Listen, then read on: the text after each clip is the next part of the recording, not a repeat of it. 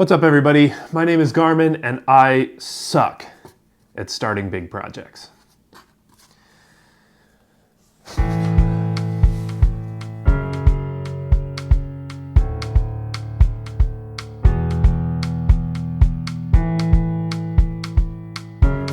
Welcome back to the Storycraft Society. Over the last couple of months, we have been building our way through the Lost Mine of Phandelver adventure, crafting all the terrain that you'd need to run an epic adventure for your friends. We built a bunch of really cool projects, from the Goblin Era's ambush to the full CRAGMAW hideout set, Red Brand hideout. We've done all of the Into the Spider's Web stuff. We did that awesome Dragon's Tower for Ruins of Thunder Tree. And I find myself in this situation every single time I start a new big project like this. Every one of those gave me the same anxiety and the same worry and the same frustration. The plan is that starting this week, I was going to be starting the CRAGMAW Castle build. That's still the plan, but I was struggling trying to come up with a video to make because I've already taught a lot of the techniques, if not all the techniques that I'm going to be using to make this thing. And I could go through in a step-by-step process and show you guys what I'm doing. But the more I thought about it, the more I delayed and put it off and filmed a simple video this week instead of getting to this. And so the end result is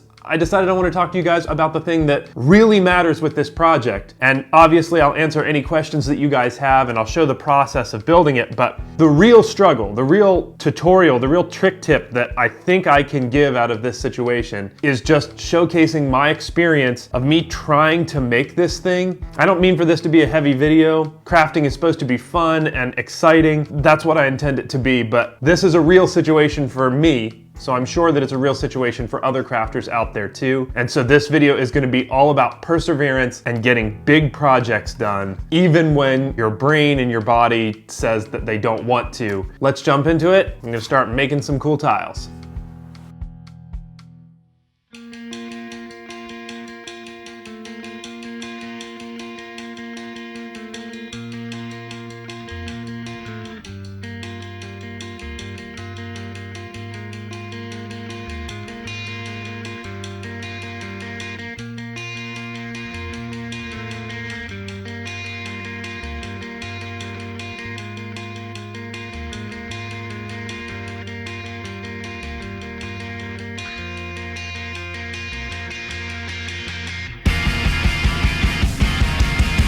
So my first tip is probably the easiest. It's probably the most important. You know, it's the type of thing that you would normally save for the end of the video, but it's just what anybody in my situation right now needs to hear. And it's really simple. Start the damn thing. Every time that I want to start a project and there's that thing, whatever that creeping thing in the back of my mind is that makes me not start it, just making the first cut relieves like 70% of the pressure that I felt. Because once that first cut is made, you've started the project. It's some psychological hurdle that I surely don't understand, but I do know that just making that effort to just take the plunge, make a cut, do something on the project helps me a lot. Sounds simple. Honestly, and that's because it is. Hopefully it works for you. Let's work on this castle.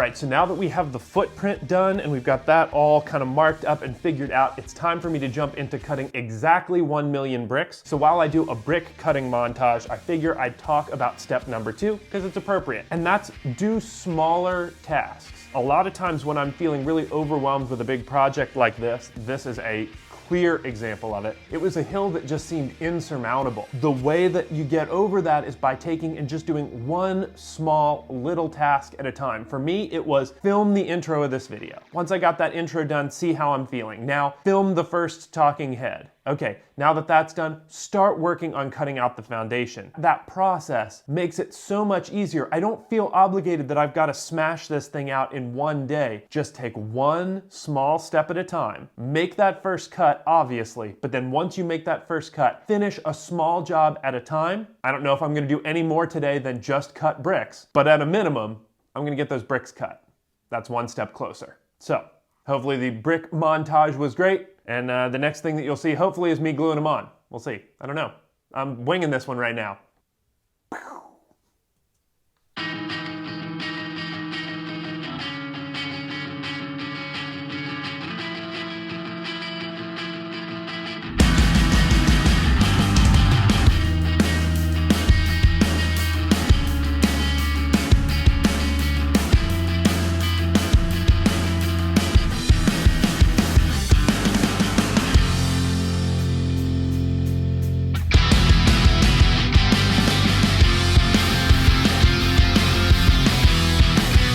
So a quick little side note that has nothing to do with this video, although is always important to be said. I just cut myself. And the reality is that I was rushing, I wasn't taking my time, I wasn't making sure that I was being safe when I was making my cuts, and I nicked my thumb.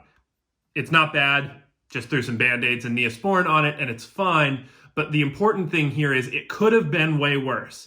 And I know that this is said on the internet a lot, and I don't think it can be said enough. Please, take your time, don't get hasty, don't get lazy when you're messing with blades, because it could get real bad real quick. So, back at it.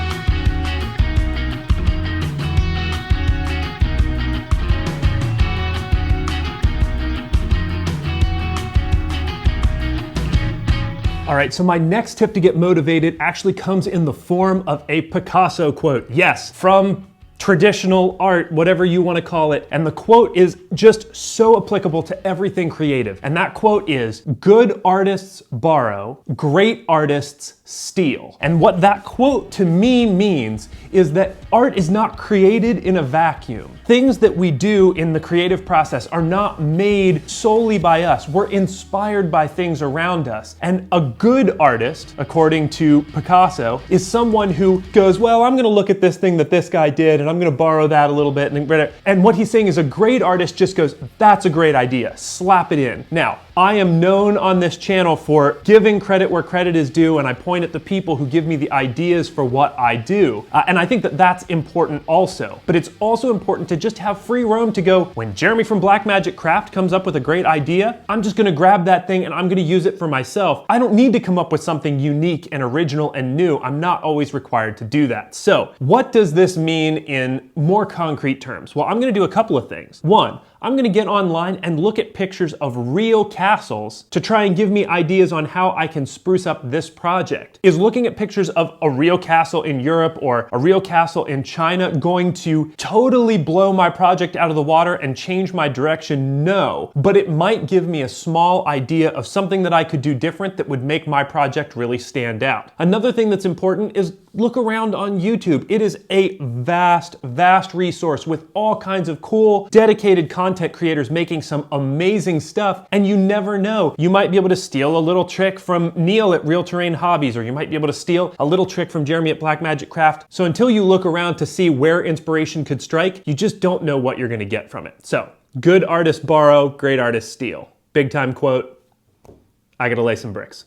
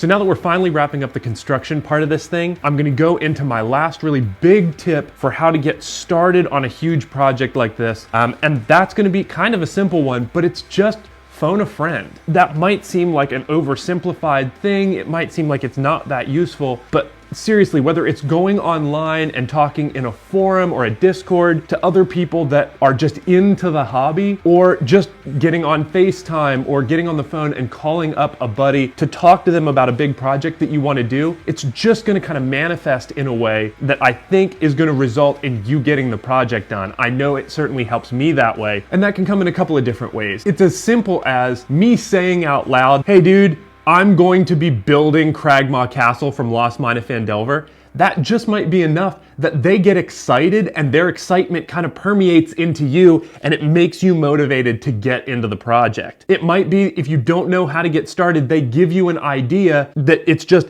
"Hey, have you tried starting it like this?" And it's a way that you didn't think of before. That's always super useful. And last, sometimes just chatting with a buddy about the game gets you so stoked to just do something, either terrain building related or whatever, and that can really get you gassed up and ready to go. Only one thing left, so here comes bonus tip. This might not fit as a tip to get myself motivated to start a project. The reason I call this a bonus tip is because it's something that I remind myself in the middle of projects a lot to keep myself motivated to keep going. I'm sure it's not a foreign thing for other people out there to look at a project when it's all kinds of different textures and colors, green foam, white foam, dirt, glue, whatever. And you feel like because of that wildness, it just doesn't look great. The work that you've put into it just doesn't feel like it's paying off. In the middle of a project like that, when you start to feel yourself losing steam, get the thing base coated. There's just something about me getting a flat black coat over the whole thing, if I'm a little unsure about how it looks, that it just gets me pumped and excited to work on it again. And this is absolutely the case. The rubble and that sort of thing, I was worried that I was going, man, I'm not sure that that's what I want it to look like. And the arrow slits felt kind of forced, but as soon as I get this base coat over the whole thing, the whole piece just kind of unifies and comes together and looks like it's all supposed to be one thing. To me, that just helps me get motivated to keep moving forward. Like I said, bonus tip,